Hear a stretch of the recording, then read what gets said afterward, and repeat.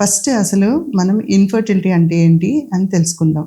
Infertility అంటే ఏంటంటే యూజువల్గా భార్యాభర్త ఇద్దరు పెళ్ళైన దగ్గర నుంచి ఏమి గర్భనిరోధక పద్ధతులు వాడకపోతే 1 సంవత్సరం కలిసి ఉన్నారనుకోండి, ఆటోమేటిక్గా ప్రెగ్నెన్సీ రావాలి. 1 సంవత్సరం కలిసి ఉన్నా కూడా ప్రెగ్నెన్సీ రాకపోతే తప్పకుండా కలిసి ఉండాలి. అది కూడా ఎవరు 35 సంవత్సరాల లోపుల కపుల్స్ అయితే. అదే కానీ మీ ఏజ్ 35 సంవత్సరాలు దాటిందనుకోండి, అలాంటి వాళ్ళు ఏడాది వెయిట్ చేయొద్దు.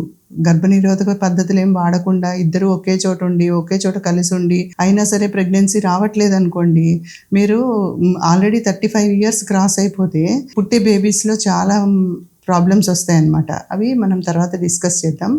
సో 35 ఇయర్స్ క్రాస్ చేశారనుకోండి కపుల్స్లో, వాళ్ళు మాత్రం తప్పకుండా 6 నెలల లోపే 6 నెలలు రాలేదంటే ప్రెగ్నెన్సీ తప్పకుండా డాక్టర్ని కన్సల్ట్ చేయాలి. ఈ ఇన్ఫర్టిలిటీ ఏంటంటే ప్రైమరీ ఇన్ఫర్టిలిటీ, సెకండరీ ఇన్ఫర్టిలిటీ అని ఉంటుంది.